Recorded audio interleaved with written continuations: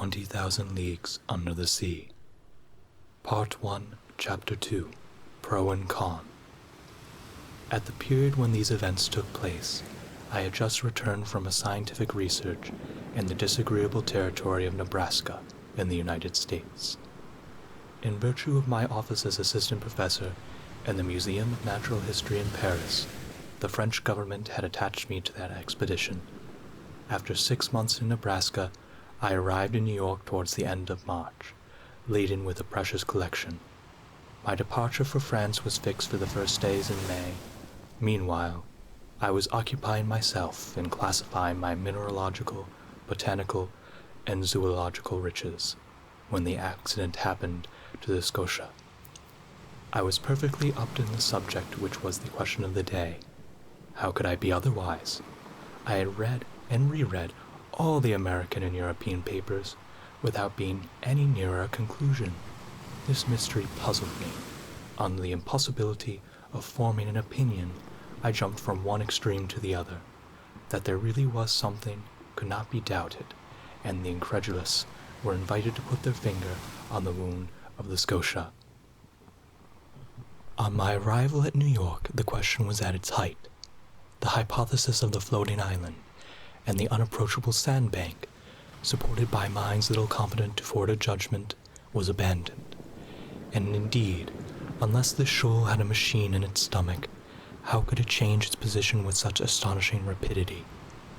From the same cause, the idea of a floating hull of an enormous wreck was given up. There remained then only 2 possible solutions of the question, which created 2 distinct parties. On one side, those who were for a monster of colossal strength. On the other, those who were for a submarine vessel of enormous motive power. But this last hypothesis, plausible as it was, could not stand against inquiries made in both worlds. That a private gentleman should have such a machine at his command was not likely. Where, when, and how was it built? And how could its construction have been kept secret? Certainly a government might possess such a destructive machine, and in these disastrous times, when the ingenuity of man has multiplied the power of weapons of war, it was possible that, without knowledge of others, a state might try to work such a formidable engine. After the chassepôts came the torpedoes, after the torpedoes the submarines' rams, then the reaction, at least, I hope so. But the hypothesis of a war machine fell before the declaration of governments, as public interest was in question and the transatlantic communications suffered. Their veracity could not be doubted, but how admit that the construction of this submarine boat had escaped the public eye? For a private gentleman to keep the secret under such circumstances would be very difficult, and for a state whose very act is persistently watched by powerful rivals, certainly impossible. After inquiries made in England, France, Russia, Prussia, Spain, Italy, and America, even in Turkey, the hypothesis of a submarine monitor was definitely rejected. Upon my arrival in New York, several persons did me the honor of consulting me on the phenomenon in question. I had published in France a work in the Quarto, and 2 volumes entitled Mysteries of the Great Submarine Grounds.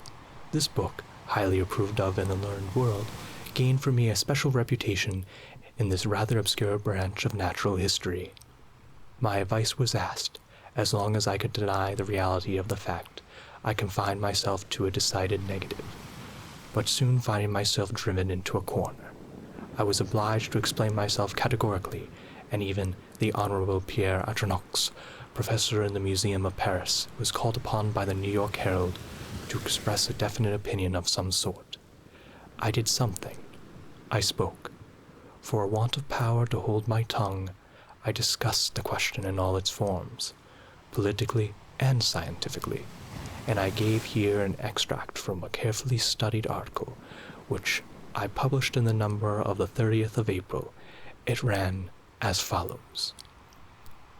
After examining one by one the different hypotheses, rejecting all other suggestions, it became necessary to admit the existence of a marine animal of enormous power.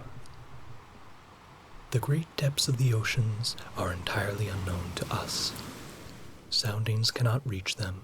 What passes in those remote depths, what beings live there, or can live, 12 or 15 miles beneath the surface of the waters. What is the organization of these animals? We can scarcely conjecture. However, the solution of the problem submitted to me may modify the form of the dilemma.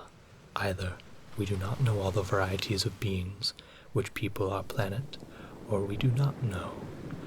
If we do not know them all, if nature has still secrets in its ichthyology for us, nothing is more conformable to reason than to admit the existence of fishes or of cetaceans of other kinds, or even of new species, of an organization formed to inhabit the strata inaccessible to soundings, and which an accident of some sort, either fantastical or capricious, has brought at long intervals to the upper levels of the ocean. If, on the contrary, we do know all the living kinds, we must necessarily seek for the animal in question amongst those marine beings already classified. And, in that case, I should be disposed to admit the existence of a gigantic narwhal. The common narwhal, or unicorn of the sea, often attains a length of 60 feet. Increase its size 5-fold or 10-fold, and give it strength proportionate to its size. Lengthen its destructive weapons, and you obtain the animal required. It will have the proportions determined by the officers of the Shannon, the instrument required by the perforation of the Scotia, and the power necessary to pierce the hull of the steamer. Indeed, the narwhal is armed with a sort of ivory sword, a halberd, according to the expression of a certain naturalist. The principal tusk has the hardness of steel. Some of these tusks have been found buried in the bodies of whales, which the unicorn always attacks with success. Others have been drawn out, not without trouble, from the bottoms of ships, which they have pierced through and through, as a gimlet pierces a barrel. The Museum of the Faculty of Medicine of Paris possesses one of these defensive weapons, 2 yards and a quarter in length and 15 inches in diameter at the base. Very well, suppose this weapon to be 6 times stronger, and the animal 10 times more powerful. Launch it at the rate of 20 miles an hour, and you obtain a shock capable of producing the catastrophe required. Until further information, therefore, I shall maintain it to be a sea unicorn of colossal dimensions, armed not with a halberd, but with a real spur, as the armored frigates or the rams of war, whose massiveness and motive power it would possess at the same time. Thus may this inexplicable phenomenon be explained, unless there is something over and above all that one has ever conjectured, seen, perceived, or experienced, which is just within the bounds of possibility. These last words were cowardly on my part, but, up to a certain point, I had wished to shelter my dignity as a professor, and not give too much cause for laughter to the Americans, who laugh well when they do laugh. I reserved myself in a way of an escape. In effect, however, I admitted the existence of the monster. My article was warmly discussed, which procured it a high reputation. It rallied round it a certain number of partisans. The solution it proposed, at least, gave full liberty to the imagination. The human mind delights in grand conceptions of supernatural beings, and the sea is precisely their best vehicle, the only medium through which these giants, against which terrestrial animals such as elephants or rhinoceroses are as nothing, can be produced or developed. The industrial and commercial papers treated the question chiefly from this point of view. The Shipping and Mercantile Gazette, the Lloyd's List, the Packet Boat, and the Maritime and Colonial Review, all papers devoted to insurance companies which threatened to raise their rates of premium, were unanimous on this point. Public opinion had been pronounced. The United States were the first in the field, and in New York they made preparations for an expedition destined to pursue this narwhal. A frigate of great speed, the Abraham Lincoln, was put in commission as soon as possible. The arsenals were opened to Commander Farragut, who hastened the arming of his frigate. But, as it always happens, the moment it decided to pursue the monster did not appear.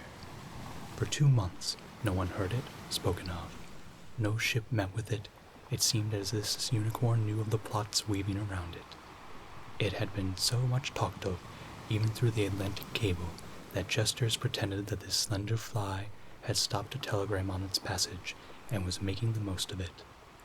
So, when the frigate had been on for a long campaign and provided with formidable fishing apparatus, no one could tell what course to pursue. Impatience grew apace when, on the 2nd of July, they learned that a steamer of the line of the San Francisco from California to Shanghai had seen the animal 3 weeks before in the North Pacific Ocean. The excitement caused by this news was extreme. The ship was re-evaluated and well stocked with coal. 3 hours before the Abraham Lincoln left Brooklyn Pier, I received a letter worded as follows. To M. Atronox, Professor in the Museum of Paris, 5th Avenue Hotel, New York. Sir, if you will consent to join the Abraham Lincoln in this expedition, the government of the United States will with pleasure see France represented in this enterprise. Commander Farragut has a cabin at your disposal. Very cordially yours, J. B. Hobson, Secretary of Marine.